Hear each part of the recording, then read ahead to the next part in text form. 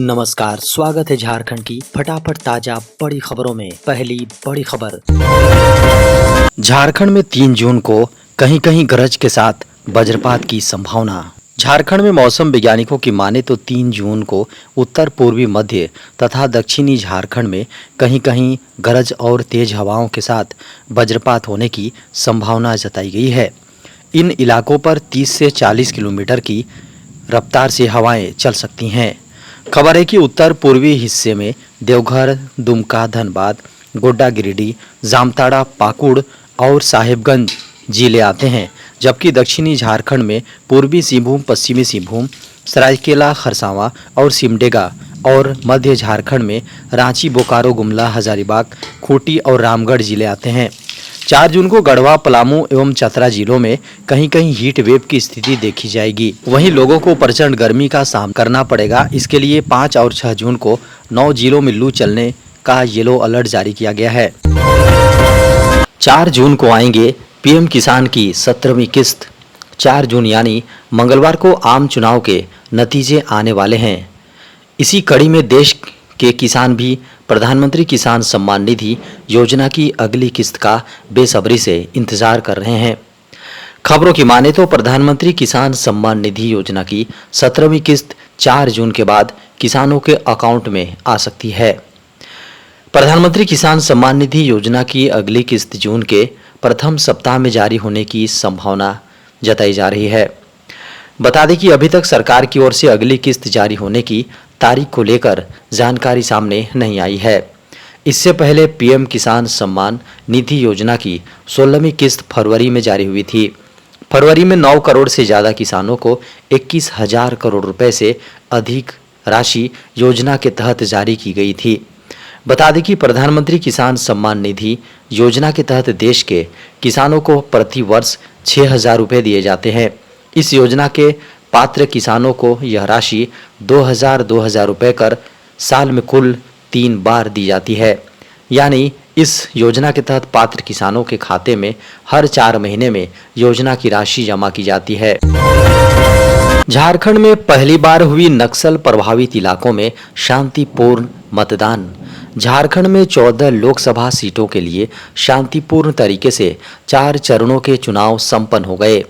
घोर नक्सल प्रभावित इलाके जहां वोट बहिष्कार की गूंज के बीच लोकतंत्र की स्याही सूखी रह जाती थी, जहां बंदूकों के साए में लोकतंत्र सिसकता था, नक्सल उन्मूलन के बाद वहां लोकतंत्र गुलजार हुआ। वर्ष 2024 के लोकसभा चुनाव में पहली बार बूढ़ा पहाड़ जैसे माओवादियों के गढ़ में जमकर वोटिंग हुई। 30 वर्षों के बाद यहां मतदान का उत्साह रहा था। वहीं झारखंड के प्रथम चरण के मतदान में 13 मई को पलामू लोकसभा इलाके के महूदंड, काला पहाड़, नौडिहा के डगरा में जमकर वोटिंग हुई थी। झारखंड में मतगणना के दौरान सीसीटीवी की निगरानी। झारखंड की 14 लोकसभा सीटों पर 4 जून को होने वाली मतगणना के लिए भारत निर्वाचन आयोग की गाइडलाइंस के अनुसार सभी आवश्यक तैयारियां पूरी कर ली गई हैं। खबर है कि स्ट्रांग रूम को खोलने से लेकर ईवीएम को काउंटिंग टेबल तक लाने और इसके बाद काउंटिंग की प्रक्रिया 360 डिग्री एंगल वाले सीसीटीवी के साथ साथ वीडियो कैमरे की निगरानी में पूरी की जाएगी। ऐसी व्यवस्था की गई है कि जिन परिसरों में मतगणना कराई जाएगी उसका कोई भी स्थान शेडो एरिया नहीं रहेगा। राज्य निर्वाचन कार्यालय के अधिकारियों को माने तो जिला मुख्यालयों में काउंटिंग कराई जानी है। वहां 4 जून को धारा 144 के तहत निषेधाज्ञा लागू की गई है। उस दिन जिलों में ड्राई डे घोषित किया गया है, मतलब शराब की बिक्री पूरी तरह बंद रहेगी। झारखंड में 21,000 युवाओं को प्राइवेट सेक्टर में मिलेगी नौकरी। झारखंड में बेरोजगार युवाओं के लिए बेहद अच्छी खबर सामने आ रही है। बता दें कि झारखंड सरकार बेरोजगार युवाओं को एक साथ 21,000 नौकरी देने जा रही हैं। प्राइवेट सेक्टर में नौकरियां देने को लेकर तैयारी पूरी कर ली गई है।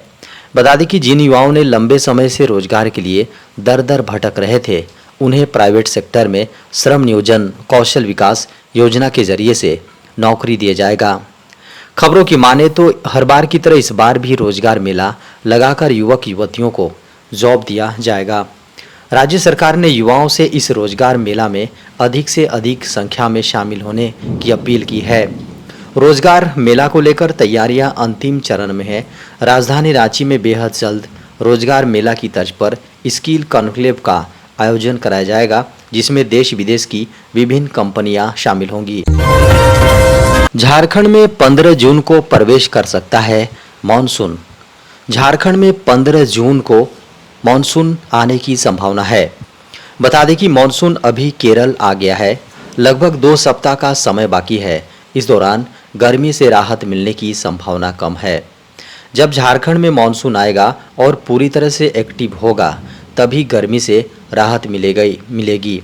तब तक राजधानी रांची समेत झारखंड के कई इलाकों का तापमान 40 डिग्री से अधिक रहने की संभावना है। वहीं 15 जून तक राजधानी रांची समेत आसपास में दोपहर बाद बीच बीच में बादल छाएंगे। हवा चलने व बारिश से ठंडक मिलने की संभावना जताई जा सकती है। बता दें कि अगले एक सप्ताह में राजधानी रांची और आसपास में गर्मी से राहत मिलने की उम्मीद कम ही है। इस दौरान राजधानी रांची का अधिकतम तापमान 38 से 41 डिग्री और न्यूनतम 27 डिग्री के बीच रहने की संभावना है। इकलौता एग्जिट पोल जिसने एनडीए को नहीं दिया बहुमत। लोकसभा चुनाव के 7वें चरण का मतदान होने के बाद 4 जून को सभी 543 सीटों पर मतगणना की जाएगी। अधिकतर एग्जिट पोल ने एक बार फिर एनडीए सरकार बनने के संकेत दिए हैं। इस बार अग्नि न्यूज सर्विसेज एक इकलौता सर्वे है जिसने एनडीए को बहुमत नहीं दिया है।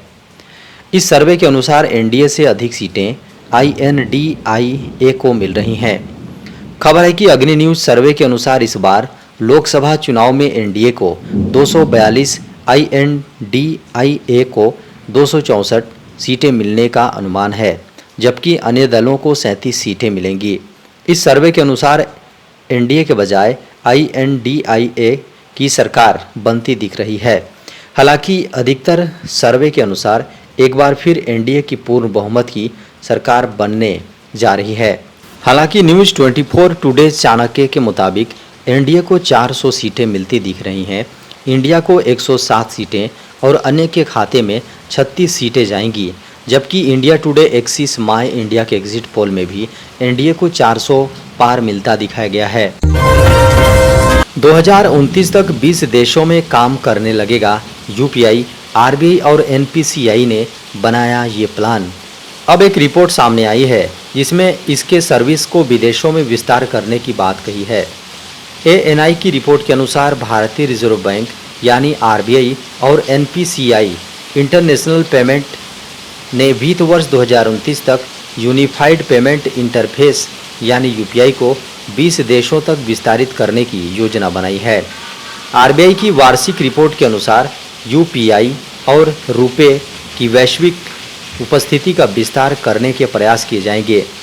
रिपोर्ट में कहा गया है कि विकसित भारत 2047 के लक्ष्यों के मद्देनज़र रिजर्व बैंक एनआईपीएल के साथ मिलकर यूपीआई को 20 देशों तक ले जाने की दिशा में काम करेगा, जिसकी शुरुआत 2024-25 और ख़त्म 2028-29 की समय सीमा होगी। आरबीआई की रिपोर्ट में यूरोपीय संघ और दक्षिण एशियाई क्षेत्रीय सहयोग संगठन सार्क के देशों के साथ सहयोग करने की संभावना का उल्लेख किया गया है। साथ ही फास्ट पेमेंट सिस्टम के लिए एक बेहतर रिलेशन की खोज की जा रही है। भारत में पिछले 3 महीनों में भीषण गर्मी की चपेट में आने से 56 लोगों की हुई मौत। 1 जून भारत में मार्च से मई के बीच भीषण गर्मी की चपेट में आए 24,849 लोगों में से 56 की मौत हो गई है। केंद्रीय स्वास्थ्य मंत्रालय द्वारा साझा किए गए आंकड़ों में यह जानकारी सामने आई है। राष्ट्रीय रोग नियंत्रण केंद्र यानी एनसीडीसी द्वारा संकलित आंकड़ों के अनुसार केवल मई में ही 46 लोगों की मौत हुई। इसमें बताया गया है कि 1 मई से 30 मई के बीच देश में लू के 19,189 संदिग्ध मामले सामने आए। खबरों की माने तो इन आंकड़ों में उत्तर प्रदेश, बिहार और दिल्ली में हुई मौतों की संख्या को शामिल नहीं किया गया है। ऐसे में मौतों का आंकड़ा बढ़ने की संभावना है। देश के अधिकतर हिस्सों में भीषण गर्मी पड़ रही है। भारत में शुक्रवार को गर्मी से संबंधित मामलों में कम से कम 40 लोगों की मौत होने की जानकारी मिली है, जिनमें उत्तर प्रदेश और बिहार में लोकसभा चुनाव के लिए तैनात 25 कर्मचारी भी शामिल हैं। अधिकारियों को माने तो बृहस्पतिवार को भी भीषण गर्मी के कारण ओडिशा में 10, बिहार में 8, झारखंड में 4 और उत्तर प्रदेश में 1 व्यक्ति की मौत हो गई। वहीं राजस्थान में गर्मी से अब तक कम से कम 5 लोगों की मौत की खबर है। स्वास्थ्य मंत्रालय के आंकड़ों के अनुसार मध्य प्रदेश में पिछले 3 महीने के दौरान गर्मी से संबंधित बीमारियों के कारण 14 लोगों की मौत हो गई। वहीं महाराष्ट्र में 11 लोगों की जान चली गई। खबरों की माने तो उत्तर प्रदेश, बिहार और दिल्ली जैसे राज्यों से भीषण गर्मी से होने वाली मौतों का आंकड़ा आना बाकी है। कुछ राज्यों ने आंकड़ा प्रविष्टि यानी डेटा एंट्री में दिक्कतों की सूचना दी है। राज्यों की ओर से दिए गए आंकड़ों को अंतिम नहीं माना जा सकता, इसलिए मौतों की संख्या बढ़ सकती है।